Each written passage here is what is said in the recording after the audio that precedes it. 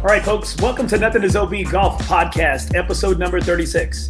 Now, today, my sponsor is brought to you by For Life, Together Building People.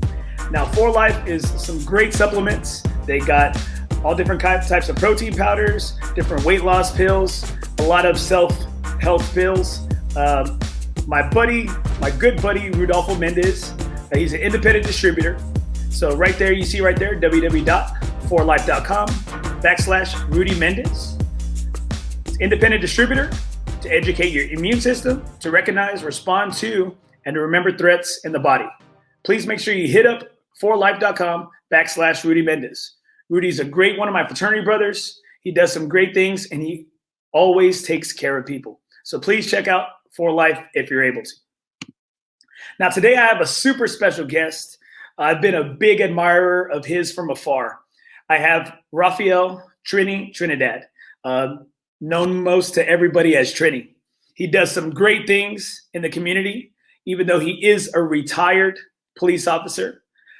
Rafel Trinidad is a two-time cancer survivor, United States Air Force veteran, 24-year law enforcement veteran, successful franchise business owner, nonprofit founder, Keepers of the Peace conference founder, husband, and father. And just from speaking with him, it sounds like he's a really good man as well. And I'm hopefully through this podcast, you're going to hear, you're going to see that in the same light that I see him and other people see him as well. Like I stated, I've been a big admirer of his. And now that he's venturing and stepping into my world, the golf game, I've really wanted to really be a part of what he's trying to do. And I'm all over the place being Nothing is OB, because especially Nothing is OB, so nothing is out of bounds. So there are no limits to what I can do with my podcast and what I can do with my website. And so I thought Trini is one of those hidden gems out there that I think a lot of people in the law enforcement business know him and know what he's about. Now I'm really trying to bring him out to the golf forum and to you people who follow golf and that are into this game. He's one of those guys that he's going to really help change it, open doors, and I'm really looking forward to it. Here we go.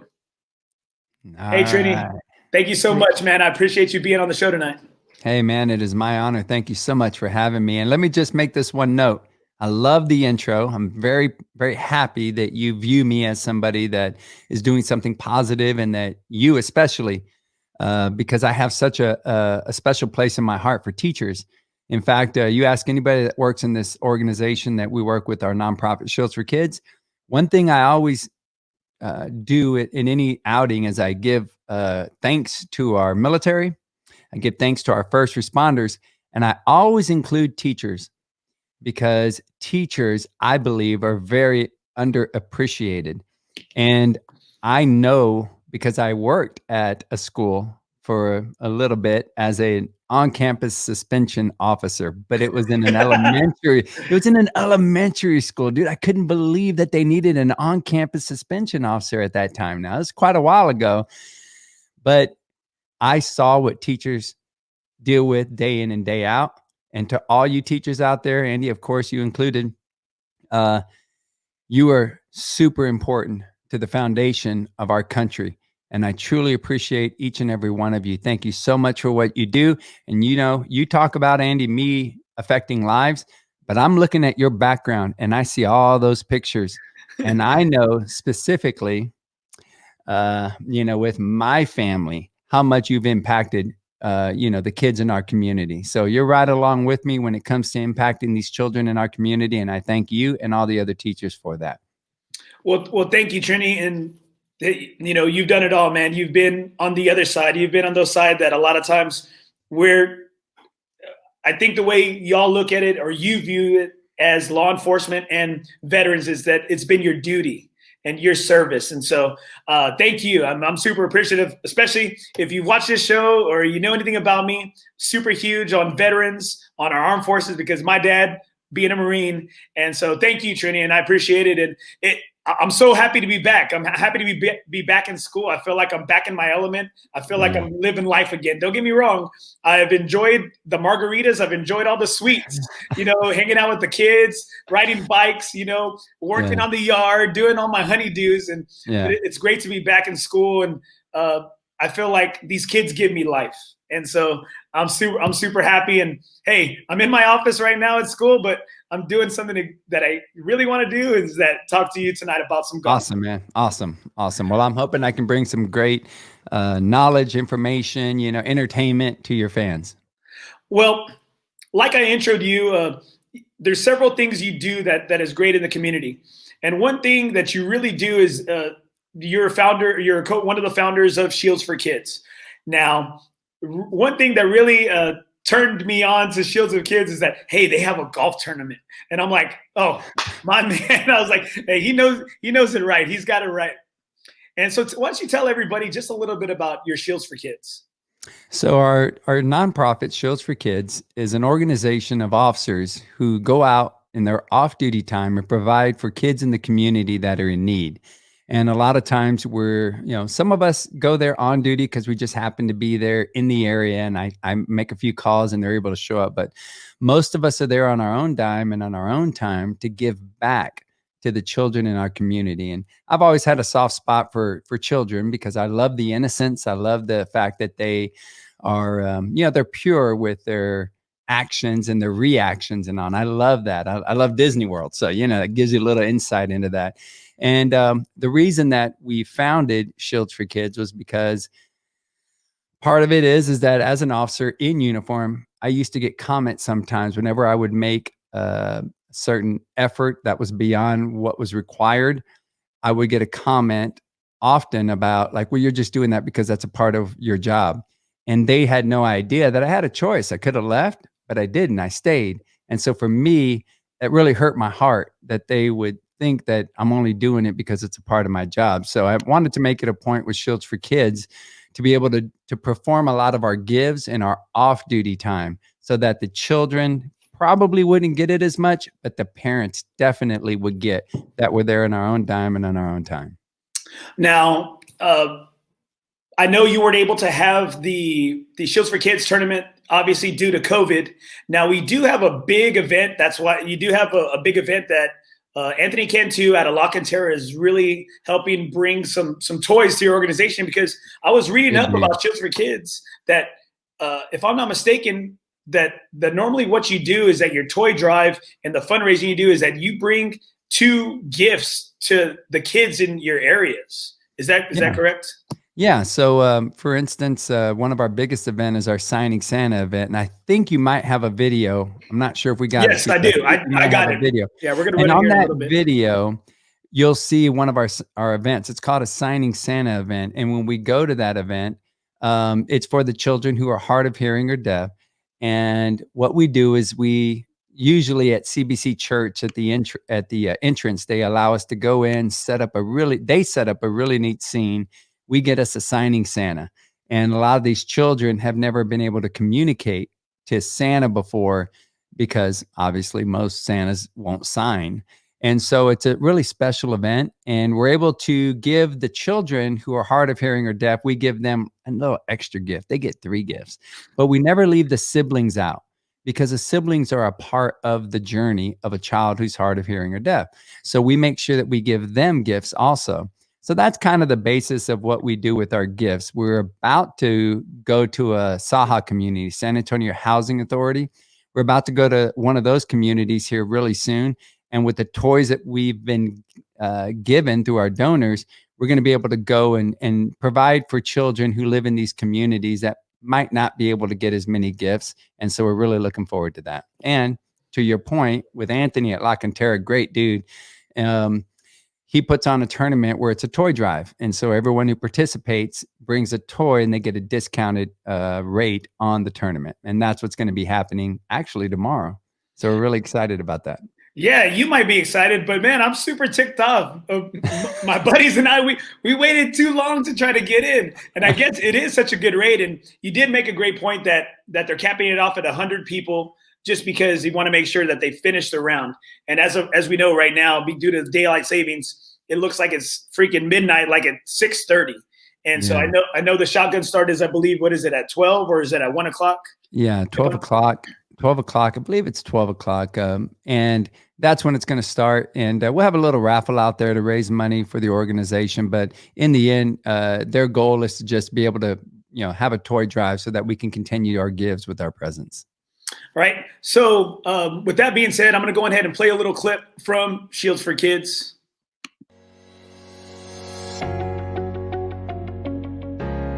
On behalf of the officers and volunteers of Shields for Kids, I want to thank you from the bottom of my heart for taking the time today to hear about Shields for Kids. I can stand here and tell you all about us, but I think this video will do a better job. Val was our initial coach of SA Law, and he was shot multiple times, but one of the bullets hit his badge, and that's the one that they said saved his life.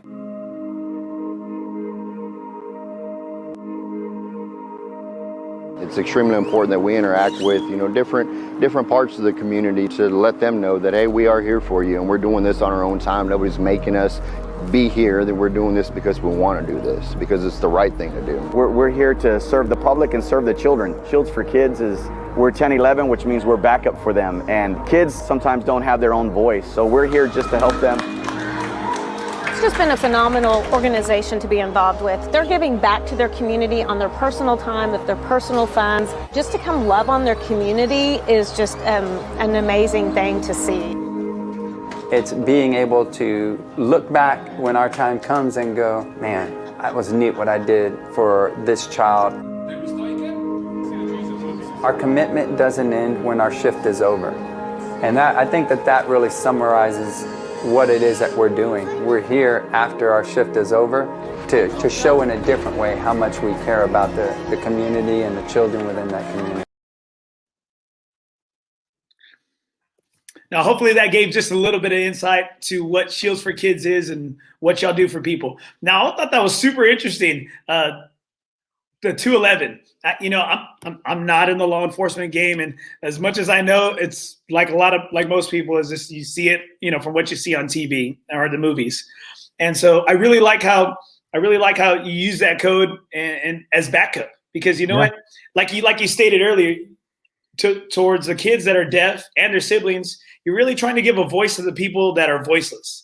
Yeah. And that's what I'm really trying to do with my show, is that I'm trying to shed lights on gems like you. Now, thank you.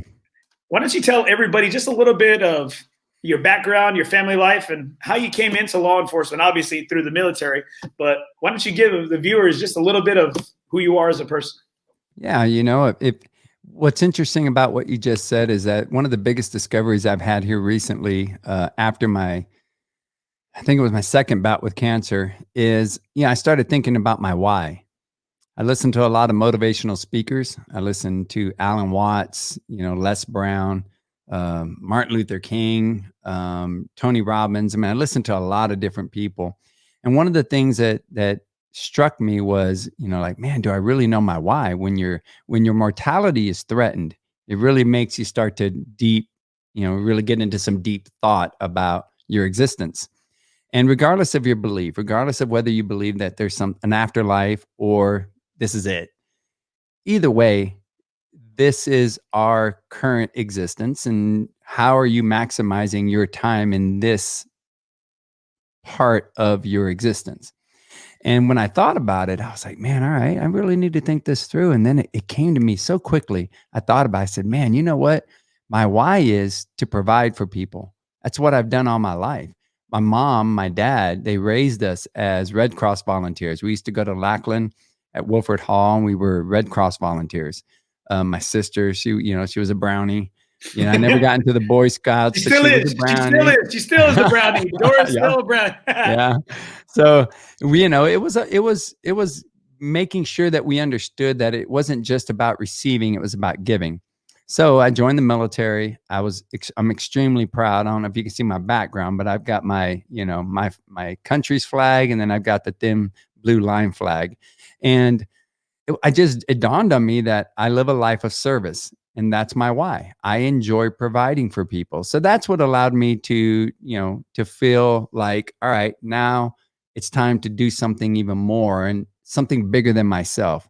And so trying to make a long story short, after my first diagnosis with cancer, as they were going to wheel me back for my surgery to let me know if my cancer had spread, I remember having a certain calm, a certain peace that came over me.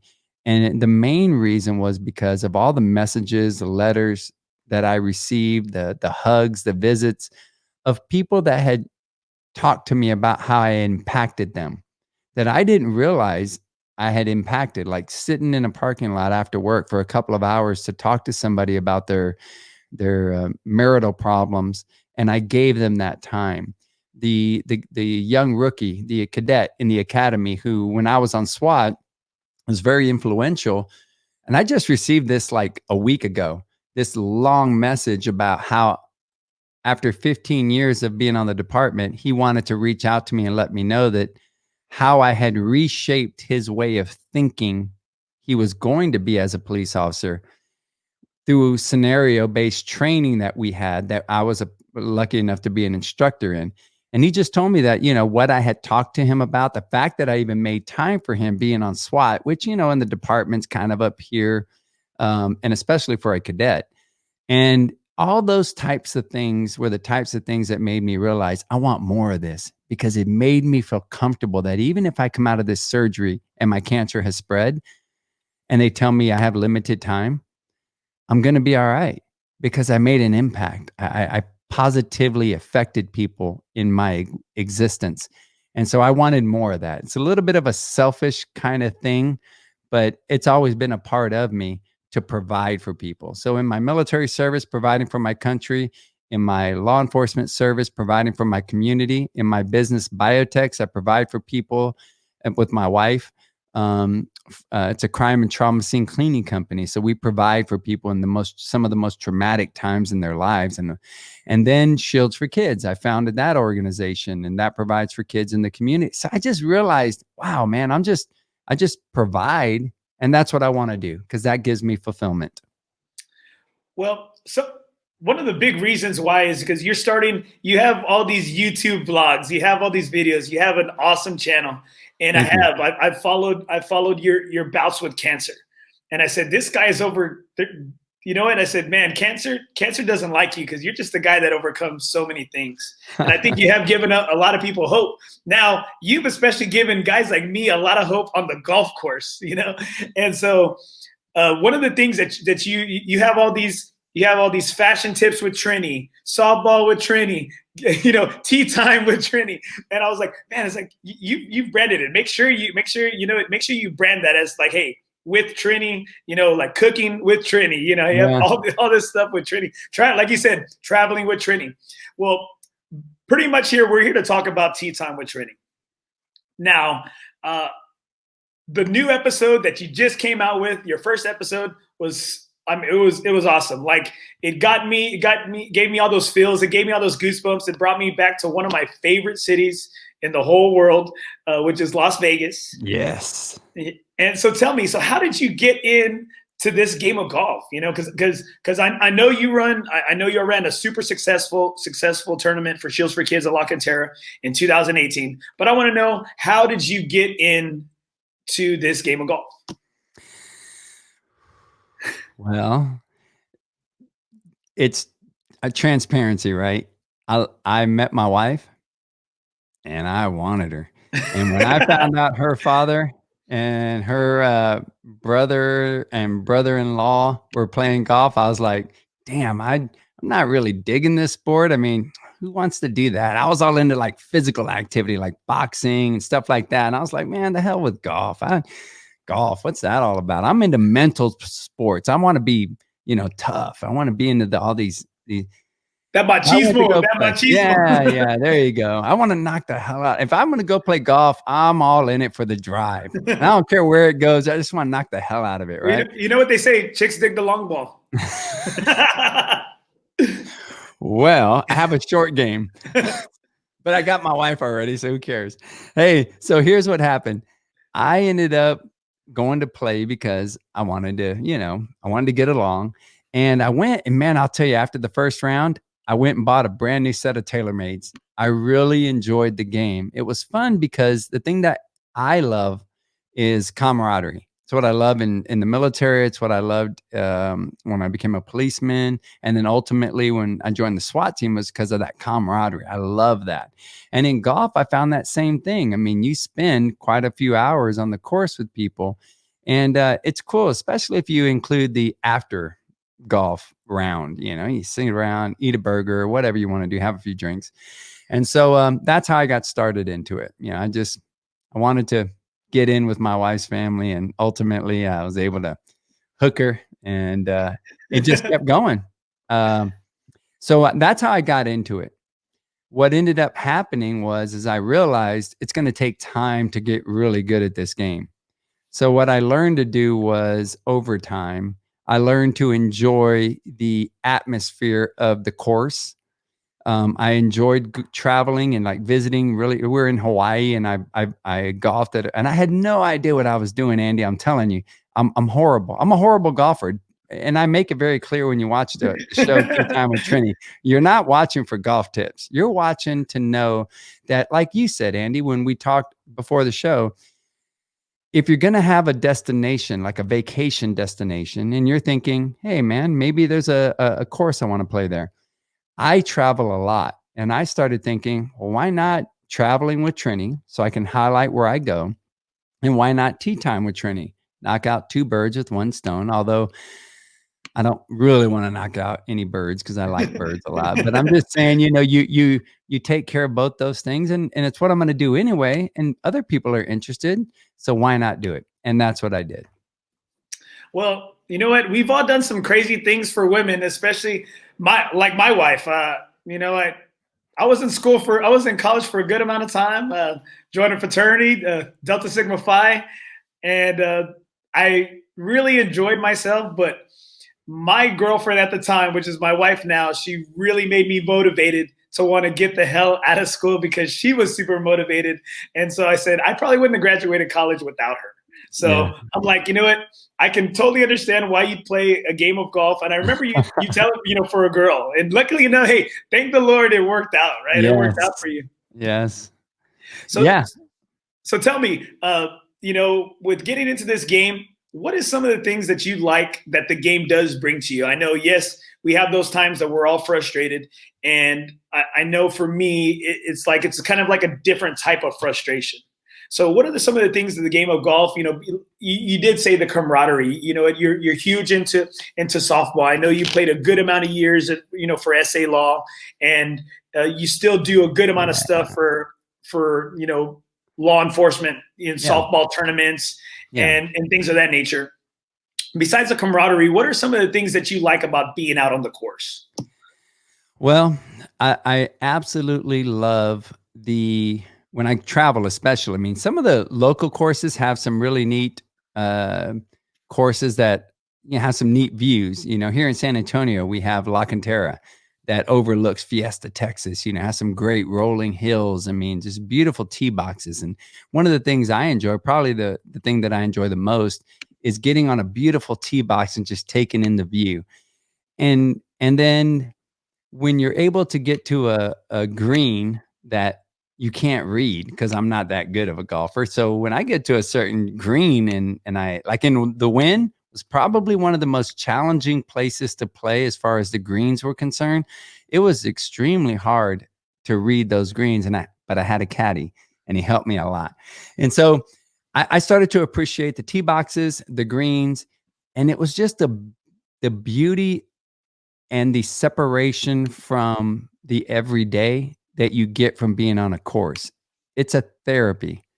And we need therapies like that. We need those breaks. We need those opportunities to be able to go out there and just detach. It's almost like putting your phone down for a second, turning it off. And let's just say we go 4 or 5 hours without the phone, no text messages, anything.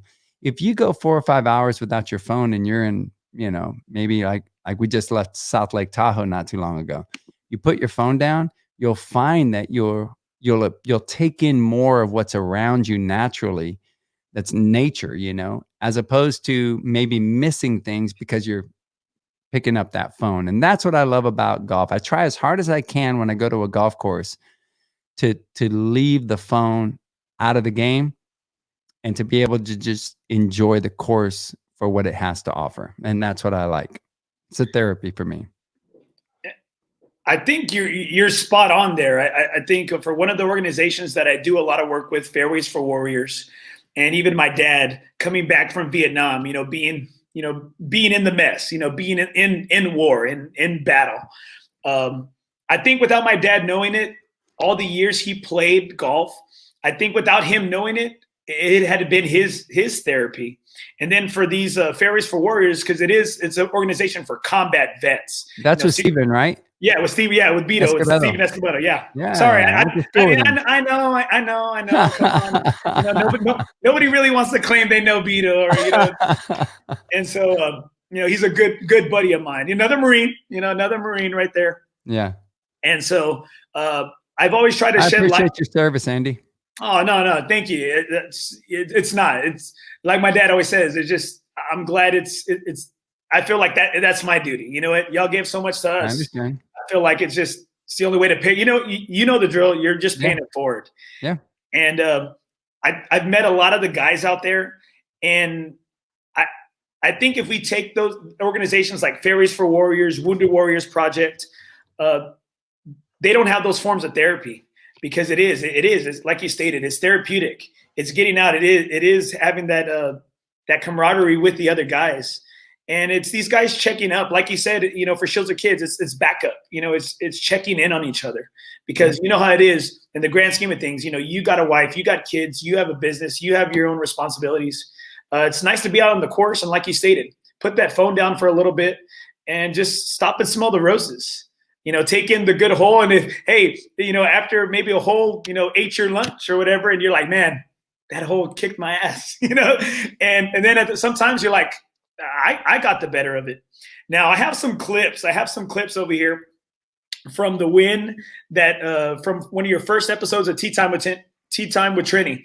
And I really, like I stated earlier, man, I love it because this is one of the courses that I have yet to play. I've played in Vegas several times. Played in 5 courses in Vegas. I have a feeling you and I are going to make a trip to Vegas and we're going to highlight a course. I'm ready. I'm ready. That's where this thing's from.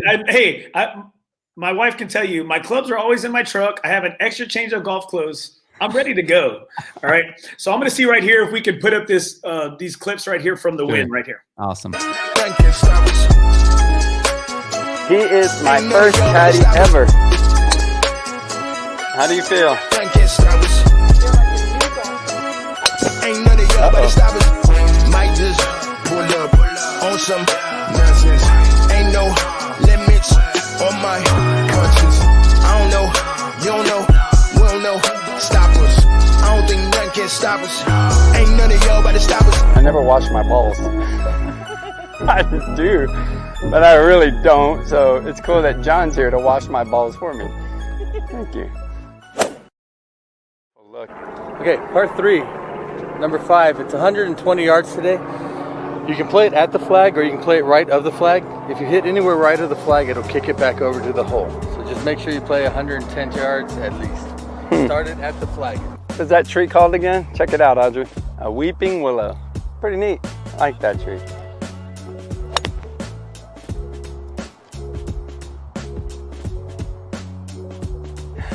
Look at that. Oh my goodness. Holy smokes, look at that thing go. Wow. Man, I'll tell you what a difference it makes having John here to tell me about these things. You would never think that it would do that. Yet, I did what he told me to do, and it did exactly what he said it would do. Kicked over here on the right side and rolled all the way out here. But just look how beautiful this is, man.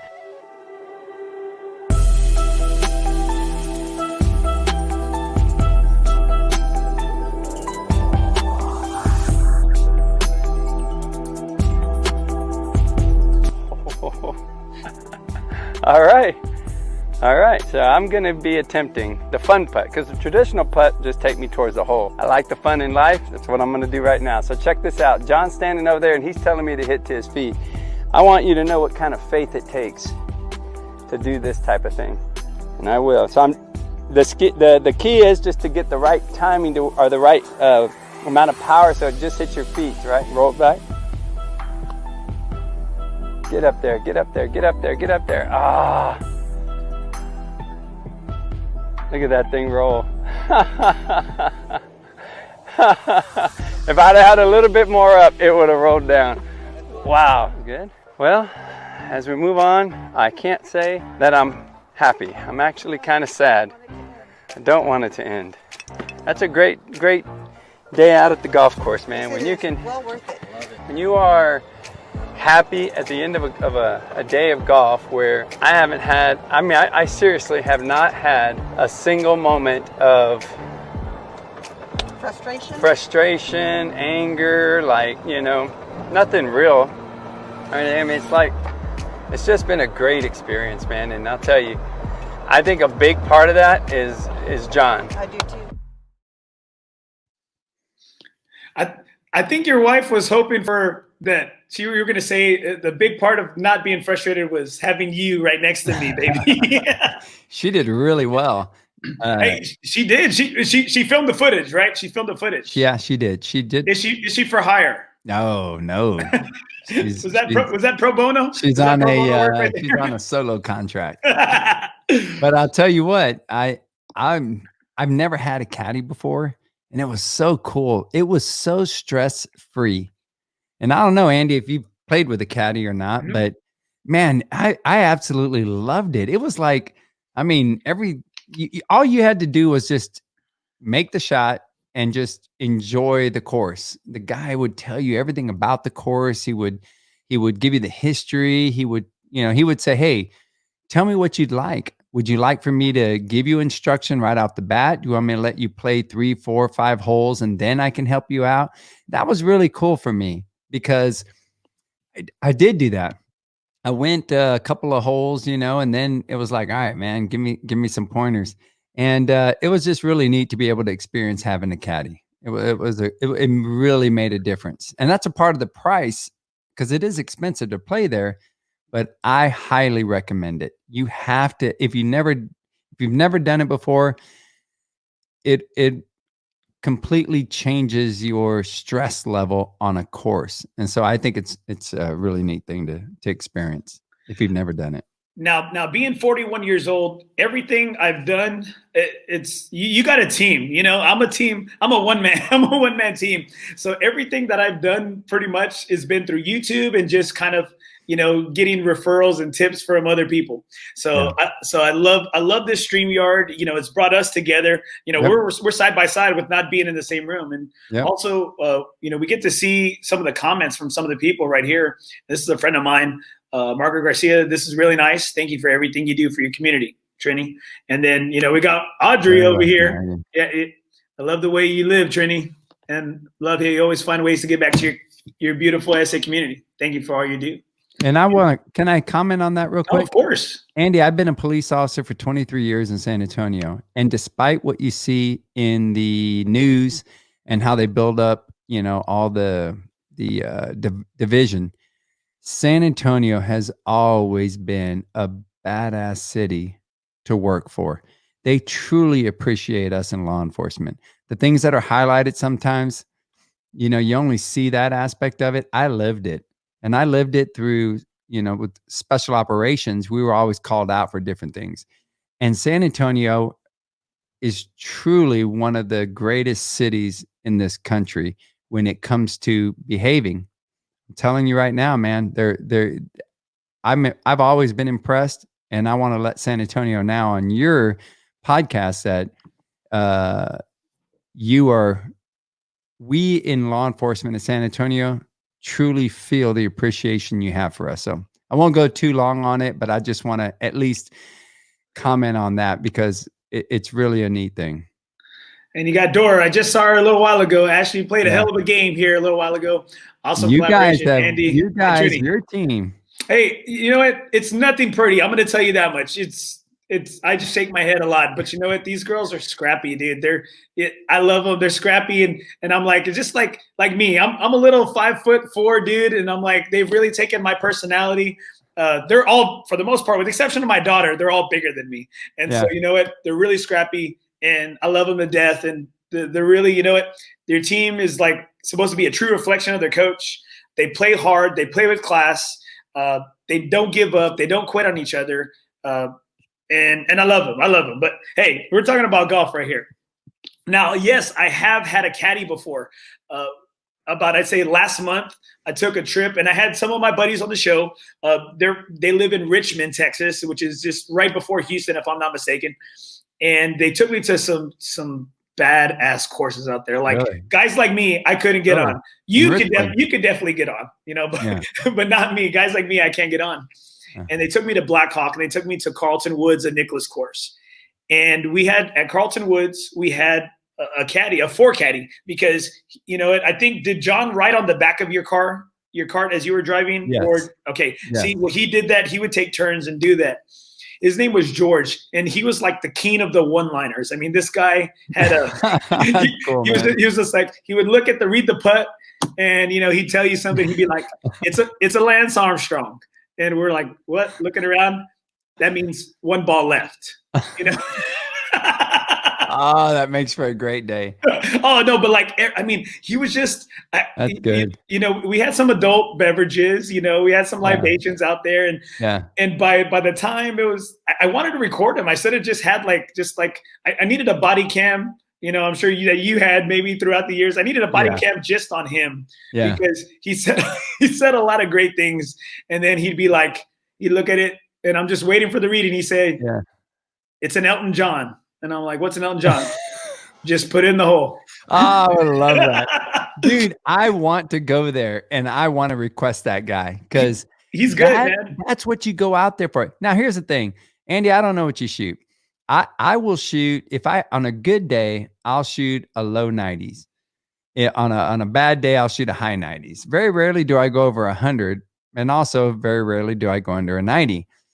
But when you can have, whether it be your cart mate or, just your group, and you can walk away from that course going like, man, I didn't even get upset on that round. It was like, even on the bad shots, you still had somebody making a joke. You still had some, and that's what Tea Time with Trini is about. Because I tell people, you're not going to be able to watch my show and pick up any golf tips. You're going to learn about the course. You're going to learn about the history of the course, if there's history there. If there's a resort attached to it, I'm going to show you the resort. I'm going to show you why you want to make that a vacation spot, a vacation destination. I want to highlight the restaurants. I want to highlight the rooms. I want to highlight anything they have in the vicinity that you can go visit. I mean, that's my goal. So that's what I'm doing with Tea Time with Trini, because I know I'm not going to put the time into it to be able to be a 70s shooter. You know what I mean? I'm not going to do that. I have too many other things going on. And I think that's what I'm trying to promote with Tea Time with Trini. You're going to get to enjoy kind of like an everyday Joe's perspective on a course. And that's my goal with Tea Time with Trini. Well, in watching your video, like I stated, I think your video is going to do things that it did for me. It got me excited. I'm watching the clips, and that's because I watched that video like 4 or 5 times.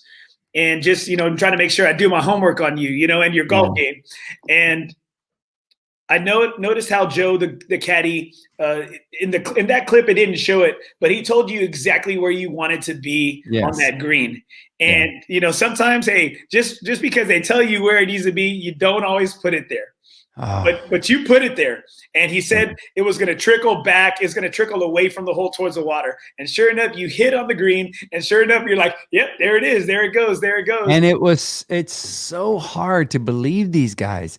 It is so weird, man. It's like if you were driving a car and the road veers to the right and the caddy's telling you to go straight. And you're like, no, there's no road there. And you're like, he's like, trust me, go straight. And I'm like, dude, there's no road there. I don't want to go straight. That's how hard it was to listen to this caddy, because I can't read what he can read. And that was the unique thing about that particular outing. I understand. I was pretty much, with the exception these past several years with my relationship with my dad, and he's the reason why I started this podcast, so I can always be close to him. That's cool. So our relationship wasn't the best when I was younger. So I always like to say I was raised by my mother and my three aunts and grandmother. So I was raised by a lot of women. And so I got a lot of trust issues, being from a single parent home. And so the first time we were out there with the caddy, we were on hole 1 there with George at the Carlton Woods Nicholas course. He says, we're 160 out. I said, what do you think? He looks at, he's absent. He says, you're 160 out. And I'm like, okay. He goes, but play it like 150. I said, okay. So I take out my 8-iron and I play it like 150. Well, shoot, I smoked this shot over the green. And I tell him, I look at him and I said, 160. Play it like 150. I said, my ass, and I said, man, I was raised in a single parent home. I got trust issues, man. You're dead to me on the first hole. And so he goes up and he reads the 3 other guys in my group's putts, but he doesn't read mine. And after that, I was just like, okay, I'm sorry, George. Come back, baby. Come back. I'm sorry. I take back what I said. Well, at least you had a lot of the holes to be able to work with them. Yeah, we did. And I'm gonna tell you, Trini, because tell me, and as you played the Win, did you play with just one golf ball, or did you play with several? I think I went through, and it's interesting you say that. So for somebody who's not that great at golf, I really do judge a good day. I mean, of course I look at the score, but I judge a good day on how many balls I lose. If I can go on a course and only lose 1 or 2, I had a great day. That's just on some of these courses that I played. I mean, when you take the Edgewood in South Lake Tahoe, so that's where they do the celebrity golf tournament there. I played there 2 weeks after they were there, and that was just this last year. And that's going to be coming up on Tea Time with Trini. I'm going to highlight that one. That one had some narrow tee boxes. Like if you slice, if you whatever it is, it's like, dude, you better get past these trees first. And they had a lot of those. It was unbelievably beautiful. If you ever get the opportunity to play Edgewood in South Lake Tahoe, you've got to do it, because South Lake Tahoe is beautiful in itself, but that course is just unbelievable. And so for me, I feel like when I go to these destinations, I'm really trying to find courses that allow people who are going on vacation, who travel with their clubs like you did, or like you do, to be able to say, man, you know what? Because you even said it, Andy. You're like, I've gone to Vegas, but I've never played the Win. And after I saw, your first episode, I was like, maybe I want to do this one. No maybes. No maybes. No, oh, really? It's like a definite. It's Dude, a definite. It is freaking awesome. The whole experience, from the time that you walk into the pro shop, from the time that you go to your cart. I mean, I even show in the video about how they have their Win water. I mean, you don't even get regular water. I saw that. Damn, it looks better than any water I've ever tasted. It tasted, for some reason, it was so pure. But I mean, it's just a wonderful experience. And that's what I hope to do with this Tea Time with Trini, to be able to open up these options for people. Because look, for example, we want to go to Hawaii. As soon as COVID, settles down a little bit and they ease up on the restrictions when you fly in, we're going. And I like Kauai. That's my island that I like. And there's some great courses I played before, but the goal is to be able to island hop and go play at least 2 courses on each island, then turn around and highlight them on Tea Time with Trini. Because if you're going to make an investment, like taking your clubs, Andy, I don't know how you travel with your clubs. I got that one bag that they sold me on it. I went to Golf Galaxy and they sold me on that. This is the one that all the pros use, right? And it's a huge bag, and it actually turned out pretty good, because if we ever we're over when we're on the way back from a vacation, I just put the extra clothes or whatever in my golf bag in it, and it's like an extra bag, so it works out. But if you've ever parked at San Antonio airport, you got to haul that bad boy from the parking lot all the way through, check it in, transfer your bags, all that kind of stuff. So anyway, if you're going to take your clubs, you want to make all that worthwhile. And that's the goal with this channel. And I can't wait to highlight a course with you, man, on vacation, especially Vegas. Man, hey, you're telling me, dude. I live for this stuff, and like you stated, Hawaii. Hawaii is a big destination that my wife and I eventually want to go to. So as you travel to Hawaii, dude, I'm gonna be eating up that episode because you know what? I'm curious. I really Yeah. am curious because you'd be doing that, and again, it'd be for somebody like me. And watching your tea time with Trini, your first episode, I love how you started. You started at your room. You started at your room, and you worked your way down to the pro shop. And I think did you state that your wife had to buy a shirt or she had to buy something? Yeah. Tell me about that. Tell me because All right, I got one for you after that. I got one for you after that. So my wife says, all right, I'm going to go with you because I wanted to go. She used to play, actually. She did a little stint in college where I don't know if it was like some sort of like an option or something like that, an elective or something like that. So she played a little golf. She said, I'm pretty good at it, actually. When I played, I had a little bit of time in it, but I did pretty good or pretty well. So I said, well, you know what? Let's go in Vegas and let's go together. And we did. And she did really well. I was so happy. And I'm looking forward to playing more golf with her like that. But when it comes to what you wear to a golf course, you can get away with it on some local courses, maybe wearing denim. But you do not go to the Wynn in Vegas with any type of denim. They probably wouldn't even let you have denim on your cap. I mean, it's like no denim. My wife wore some denim shorts, and they were like, "I'm sorry, ma'am, you can't do it." Hey, dude, she went and shopped, and that hurt me. I don't even know if I could gamble that night. I don't even think I gambled that night because I had to pay for clothes for her to be able to just golf with me. So I think she ate up my gambling money on that night. It was pricey, but we got her on the course. So yeah, do not wear denim to any sort of club, golf course that is known because you're gonna pay a price, literally.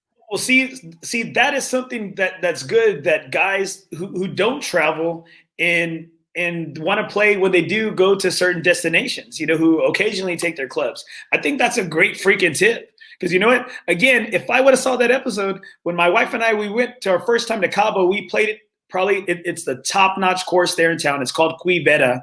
It's a Nicklaus front or back, and then I think a Greg Norman front or back. Oh, that's cool. It is the number 1 course there in Cabo. Cool. Because it's got the relaxation stations every 4 holes. They're fully stocked and everything's all inclusive.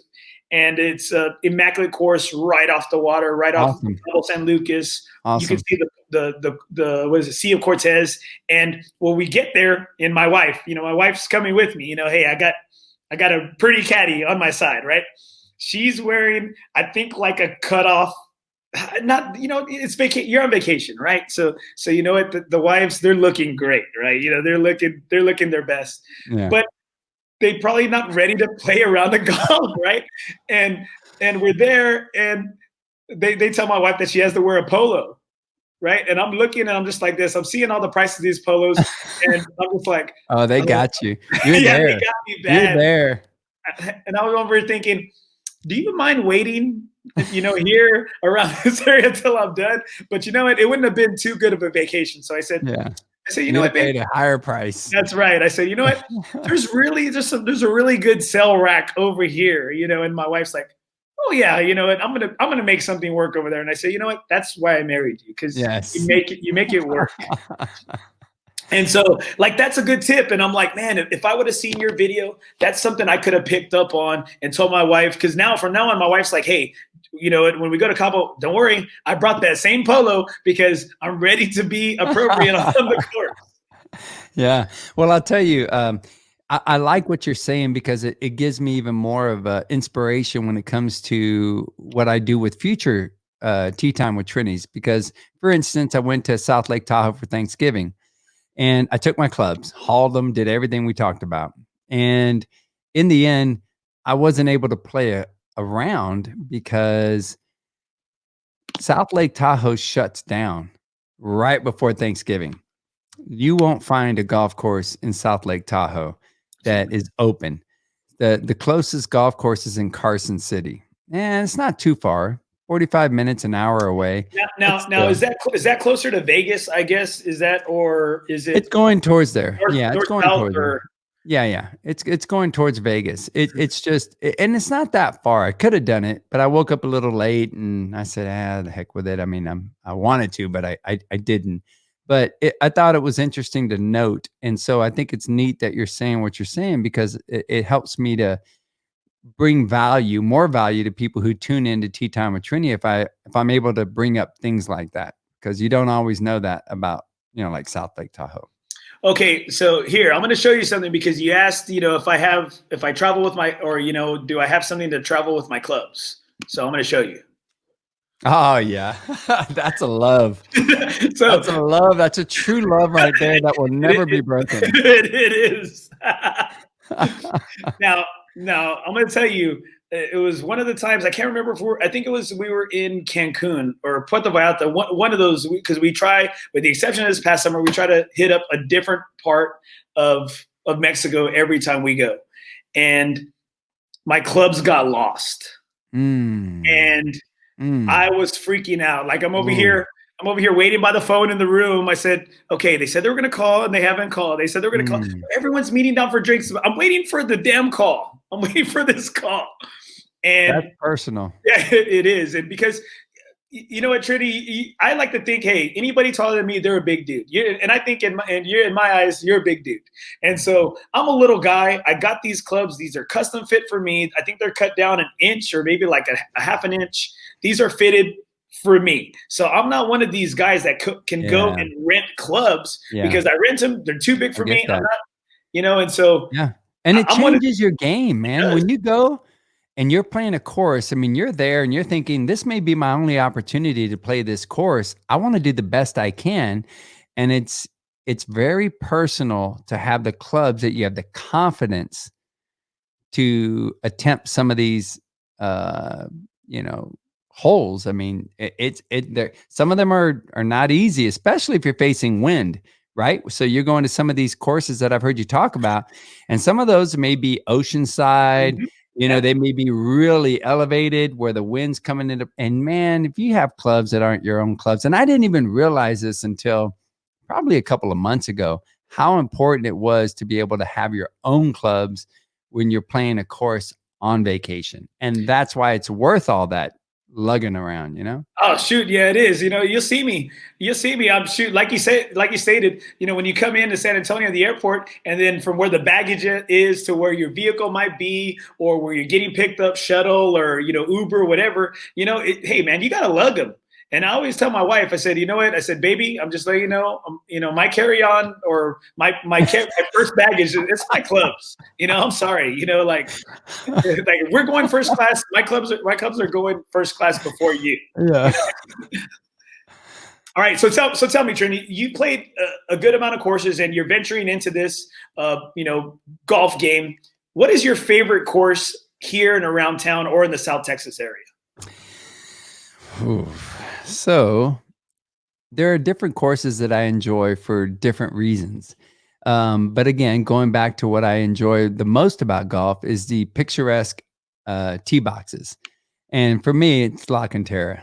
I mean, La Cantera locally has the best picturesque type courses.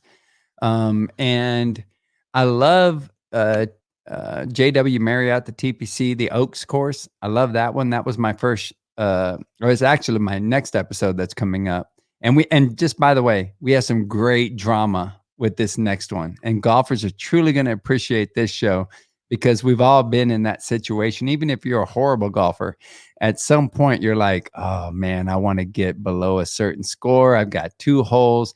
I have to hit this in order to get that score.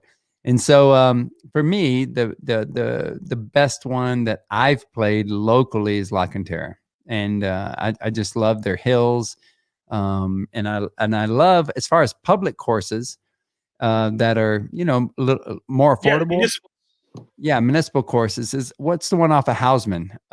Cedar Creek. There you go. I haven't played there in a long time. It's been a while, but I used to like the elevation of that course. Now I haven't played there in a while. I've always loved Willow Springs. If you come to San Antonio, Willow Springs was a good one. Are they still open? Oh yeah, Willow Okay. Springs. Yeah, the one that is going to close here recently within the city is it's going to be actually right up the street from me. It's almost Basin. They're actually going to closing. Yeah, well, they're closing it because they're going to redo a good amount of it, and so they're going to close it not forever, but just because that's a good one. Yeah, it's a gorgeous course. I like it's awesome. What I like is that you see the quarry in the background, yes. You know, and it's really nice, but I think it's because it's in a flood zone. And so a lot of times when there's any heavy flooding, you know, it brings in all that debris and stuff and it makes the course look real nasty. And I felt bad that it's located in that area because it's a gorgeous course. You know, on that course, I'll just really quickly, I'll say to the flood zone part, I actually, I won't get into it, but there was a lady that was stranded and a couple, actually an older couple was washed away from the floods that went through there in a really bad flood that we had when I was on patrol. And so to your point, it is absolutely in a flood zone when we have heavy rains like that and they wash a car away and these, unfortunately, these couple of people drowned. And thankfully we were there in time to be able to save this lady who was washed away, but was holding on to a tree. So it's actually pretty neat that they're going to be able to redo it. And hopefully they do something about that because that was a difficult experience.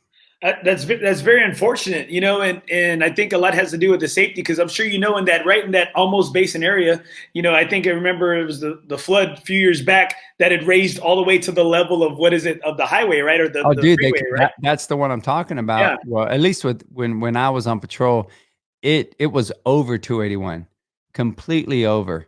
And everything was sucking down into those drains, but the drains couldn't handle it. It gets overwhelmed. But I think what they did do is because they cleared out, I'd say, you know, not being specific, but I know they cleared out like 2 huge blocks of homes right here. You know, they bought them up, the city bought them up, they knocked them down, and they have a huge like water ditch in that area now to prevent that. But I think what they're doing is hey, it's like the next phase of that because it is city owned. Almost is where, when I talk about trying to hook my wife, that's the first course I ever played. That's where we went for the first time. And it was an awesome experience. I loved it. So San Antonio has great courses. I mean, I'm telling you, locally, just public courses, we have great courses. I mean, you can, if I didn't live here, I might question it, but I'm letting you know right now, you know, on Nothing is OB, I'm letting you know, you come to San Antonio, you don't have to go to the La Canteras and to the JW Marriotts. You can play some great local courses here, and it's a great value. And you can throw them in there here and there with with those, you know, more expensive courses, but you can get some great play at the local ones. Well, thank you. That's exactly why I'm doing this show because you know what? I think a lot of people outside of you've played in Vegas, you played in Tahoe, and I think did you say Missouri? Right, Missouri, Hawaii. See, that's what I'm saying. Is Arkansas. You played in a lot of those places outside of the state, and I think San Antonio does not get their props for being a golf destination city. Let's make it happen. Yeah, La Cantera is a great. Oh man, I love how you can see over.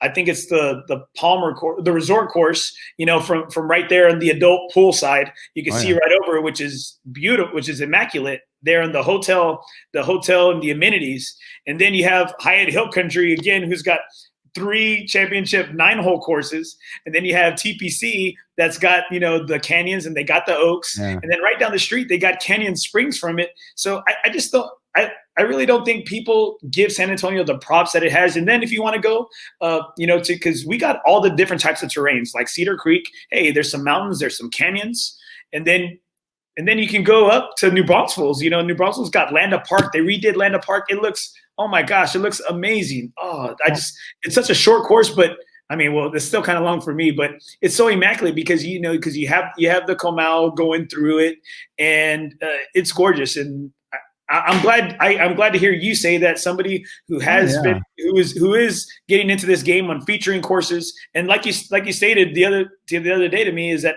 Kissing Tree, you know, Kissing Tree is. We just highlighted that one. I went out with my buddy Joe Smara with Solution Point Plus.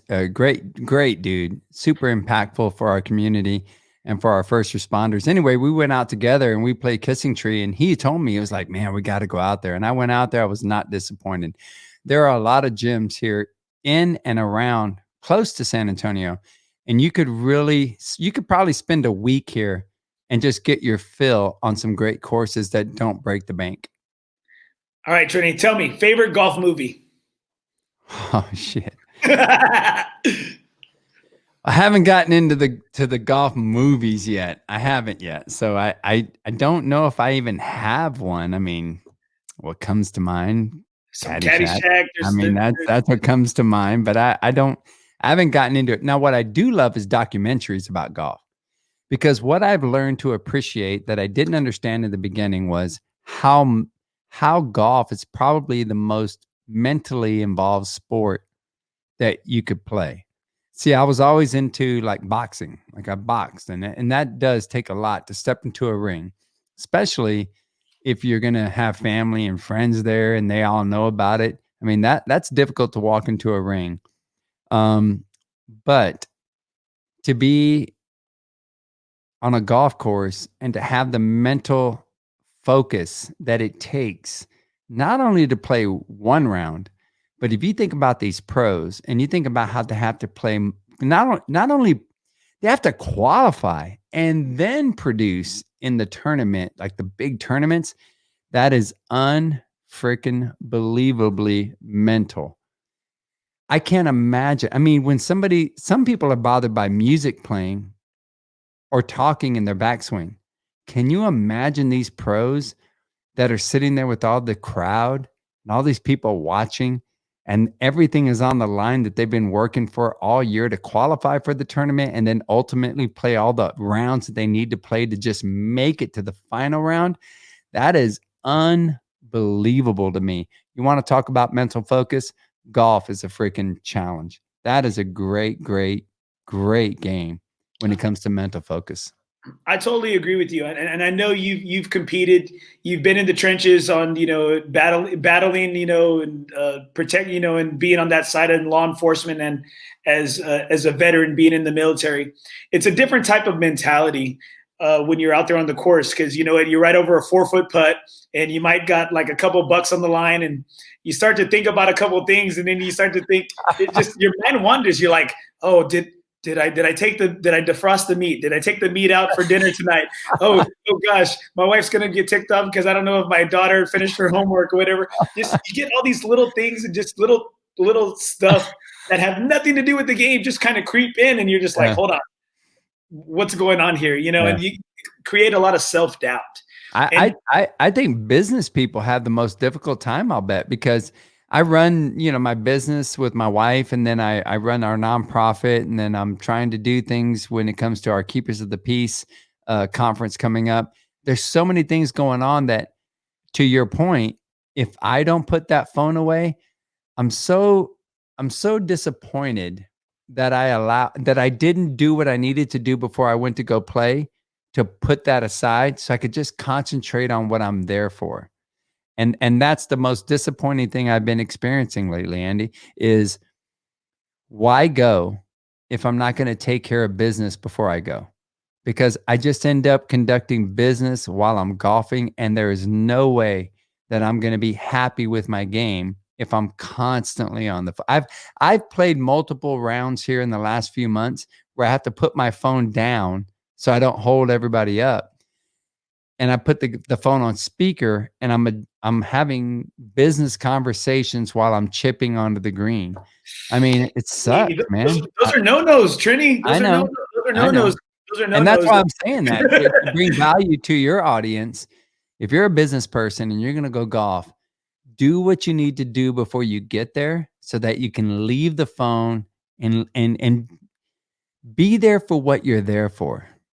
And that, even if it's to get a great score, you're not going to get a great score if you're conducting business, man. There's just no way. This game is too freaking mentally challenging for you to be anywhere else other than what club you need, what distance you're at, and how that course lays out. And I'm not claiming to be anything in golf that you should look up to, but I do know that. Yeah, you have to be like the late Kobe Bryant. Some of the sportscasters said about him is that there was no other athlete that could be just so present in the moment. Mm. He wasn't worried about what happened in the past, about the missed shots before. He's not going to worry about if he didn't make the shot or what's going to happen, later on or tomorrow. It's just being so present in that moment. Yep. And I think somebody that has had the history that you've had and the battles you've had with cancer and maybe out into the streets and in the military, that you can appreciate those times where you do see that perfect par three, or you see those trees, that's overlapping that green, and you see that, like you said, the right, the left to right breaker on the putt, and you see the what is it, the carousel, or you see the wind, the encore. I saw the weeping willow. Yeah. I saw the Vegas Strip. I saw the sunset. I mean, I love golfing to where I can time it where some of the last holes are while the sun is setting. I love the way the shadows cast over the. I love it. I mean, it's challenging because when you have shadows on a green, it can affect how you view your what you need to do on your putt. But in the end, I mean, I absolutely love playing golf as the sun is going down towards the end of the round. I think we all do. I think the people that love to be out there and be out there as long as we can, you try to squeeze a little bit more daylight than you should. Yeah. And you look at these holes and you're like, man, God had to have been a golfer. God has to be a golfer because it looks so gorgeous. Yeah. All right, one of the last things here as we kind of tie this up, who are you playing your final round of golf with? Your very last round of golf with? What do you mean? Expand on that. Your last. It's your last round of golf here on Earth. Who are you playing it with? Who's your foursome? Some guys have had some people on the show have had a twosome. It's a question I ask all my guests, and some have even had two foursomes. Some have even had a fivesome. So, who are you playing your last round of golf with? Well, I think that's a really interesting question. I would say that I'm hoping that I get the opportunity. When I pass, to have my wife by my side.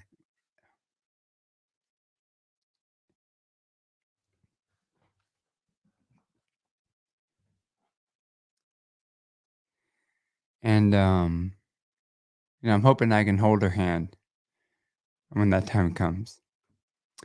And you have to forgive me for being emotional because I've had to think about this since 2016. So, I would love my wife to be there with me. I love my best friend Chad, even though he talks a lot of shit, and he, as soon as he starts losing, he starts kicking his ball. He starts replacing it. Oh, this is a man-made trouble. Yeah, there you go. And so let me move this. So it'd probably be Audrey. It would probably be my buddy Chad. And if I could extend that, I just would be with my family. I'd be with my sons. I'd be with my daughter and I think that right there equals two foursomes, so that's who I would like to be with, to be able to play my final round. And it wouldn't even be about the score. It would be about the fun and the laughing and enjoying the company or the camaraderie of the moment. In my last round. So that would be my answer. Dude, that's freaking beautiful, man. That's beautiful. I love to hear people's answers because it makes me think. It really makes me think about who would be in my final foursome. And I interviewed somebody. His name is Matt Janella. He was a longtime destination golf reporter for the Golf Channel, and he gave me some of his time as he was moving his family from Florida all the way to San Diego. And this guy's played all over the world. And he stated he couldn't say he had one favorite course. He said it was all about the moment, the people you're with, the people you love. And that's one thing I'm really learning because I might not be as new a golfer as you are, or, I'm not going to say new, but I like to think I've been playing since a long time, since I was young. And so one thing I'm really learning through this podcast is I'm really learning that it's not about where you are. It's about who you're with. And it's about what is going on in that exact moment at that time. Yeah. And I love how you stated that. And I know you maybe more than some other people have had to think about what is the most important thing to you and who do you want at your side. And I appreciate you sharing that with us. I do, because I'm telling you, I do this show that I'm hoping that somebody else gets the same feeling that I am getting just exactly right now. It's just that, man, I feel you. I'm connected with you. I know what type of guy you are. I know what type of father you are. I know what type of husband you are, what type of cop you were. And I'm hoping somebody else gets this too. And I'm hoping it motivates them to want to get out there. And for those golfers or those people that are afraid, man, I'm trying to break those stereotypes. It's not about, just golfing how whatever you're in. Dude, it doesn't have to be about the score. A lot of people think about, well, I don't want to be embarrassed. I don't want to go out there and then dude, do you know how many golfers are out there that once they see you swing, and if you're not that good, thank you, Audrey. Once they see you swing and they see you walk off, not pissed off, but just like, damn, that sucked. Sorry, you guys had to see that. From that point right there, they're happy that you're there because, I dress the part. When I go play. Hey, you look sharp, dude. Damn, I dress the part. You look like you know what's up, dude. You look like, it was like, man, is he a golf pro? Is he a golf pro? I do dress the part, but I always make sure and clarify before I get on the tee box, especially if they're right off the bat. And I'm like, look, guys, I just need you to know I dress the part. I got the clubs, but I do not look at me and expect to learn anything. I am here for the fun of it. And they're like, no, dude, we got you, man. We're good. And I believe that that's what some of the stereotypes are, that you have to be good because people are going to laugh or they're going to be like, what's this dude doing? And I think a high percentage of the time, most people that are out there recognize that you're just trying and they're cool with you and they give you time. I mean, even if you hit some balls out to the side and you have to go look for it and all, I mean, pace of play is very important. I just learned that out in the last 6 months. Like I asked the caddy, asked a few people, like, what's the most important thing about golf that you would say that people would get pissed off about? And the one thing I consistently hear is pace of play. So there is a little bit of a challenge if you go during prime time. But like I like to go on Sundays at around 2:00. Nobody's out there Sunday at 2:00. And now I find that when I go out there Sundays at 2, I mean, during the normal hours, summer hours, you can finish your round and you might let 1, maybe 2 groups go through. Other than that, you won't be rushed. So that's my advice to people who are just getting into golf. And to your point, Andy, being able to get people to go out there and not have to worry so much. Pick a Sunday, go around 2 or 3, depending on when the sun is setting, winter hours, summer hours, and go out there on those days. And that's going to be some really good days, for you to be able to take your time or take your children out there, and even if you just let them hit off the tee box, go grab the ball because it's not that, probably didn't even pass the women's tee. That's a round. That's a round. If it doesn't pass everyone's got it a little bit different, but within our group, if it doesn't pass the ladies' tees, you have to buy a round. You have to buy a round of drinks for your friends. Because I was like, I don't like that whole damn rule is, you got to hit your next tee shot with your pants down. And I was like, no, because you know what? I'm going to get arrested for indecent exposure. Well, that's when I found that people go out there with their kids and stuff. And I absolutely love it. I have the patience. I don't go out there expecting or trying to finish a round so quickly. When I go out there, I'm going out there to take my time, have fun, enjoy the camaraderie. If there's a family with kids on a Sunday afternoon, I'm perfectly fine with it. I go out there with plenty of time to do that. So anyway, that's my advice. And real quick, Andy, if you don't mind, I don't know if you have it, but I'm really excited about my next episode with Tea Time with Trini. And I know we're pushing 1 hour and 13 minutes. No. I got that right here. And that's one thing I want to finish up. I think, awesome. Is it your teaser Tea Time? Because I do have that. Is that it? Yes. Okay. And yes, that one's got some drama. So if you're interested in checking out the course over at the JW Marriott, it's the Oaks course.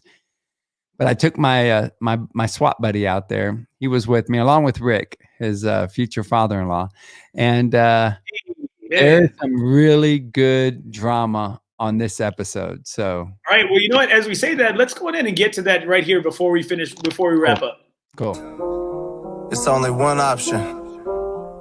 I gotta win. Yeah. I'ma leave with gold. Got these goals. One track mind, I'm in that mode. I must win. I won't fold. That's on everything that I know. That's on everything that. That's the drama right there. The drama is no less than 2 bogeys, correct? If I don't get 90, I'm quitting golf forever. Ooh.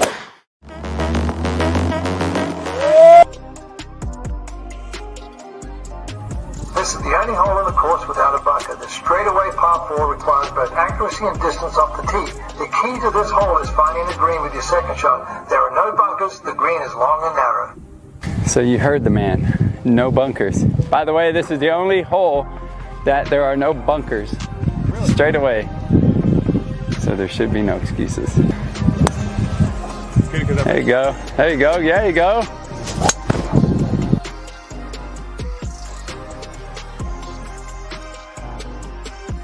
That's the drama right there. The drama is no less than 2 bogeys, correct? If I don't get 90, I'm quitting golf forever. So Rick just told me I cannot carry the bunker. Odds are stacked against me. I hit my first shot into the trees over there.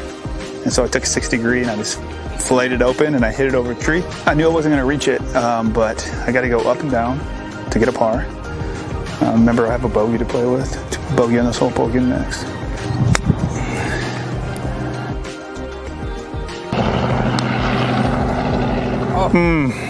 Bogey. What did you end up?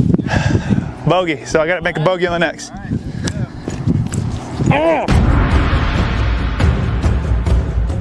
Here we are, last hole. Look at that beautiful shot of the resort. So we're here, we're all rooting for Jonathan. He's got to get a bogey or less on this hole. It's a par 5. A lot of things that can go wrong, but he does. Oh, appreciate it. Right. Appreciate that. I think I'm extremely confident. I truly believe he's going to make it work. I feel like I'm the Masters right now. NBC's right behind me. Oh my. I pushed it far right.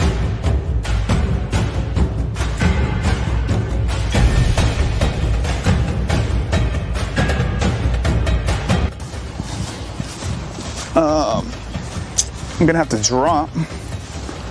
So I would drop 2 and then hit 3, which in essence would give me 3 shots to hole it. If not, I don't break 90. All right, so came to the conclusion. Good shot, Rick.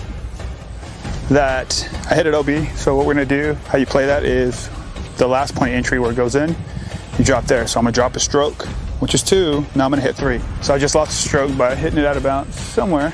Don't know where, somewhere over here. So what I'm gonna do, I got like 250 maybe, 260. There's water in the front and sand in the back. Pretty much I'd hit the best shot of my life.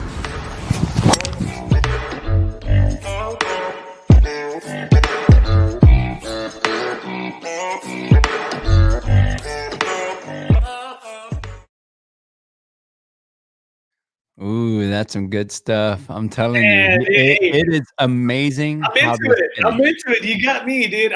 I know it's not out yet, but I'm hoping maybe once we're off the air here, I can maybe squeeze out just a little bit of some of the results from Trini right there. Dude, that guy just picked up the game of golf. He is unbelievably a natural.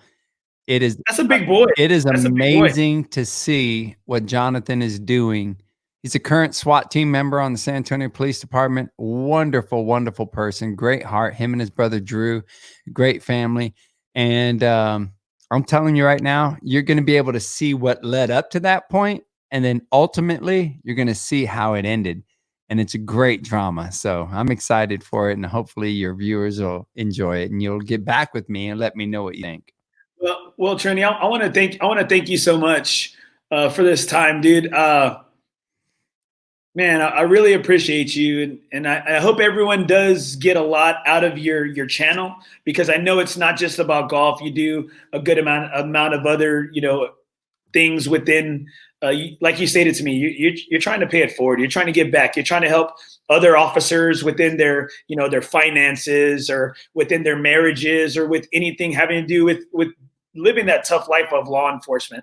I know you also do your softball podcast as well. I know because that holds a big place in your heart.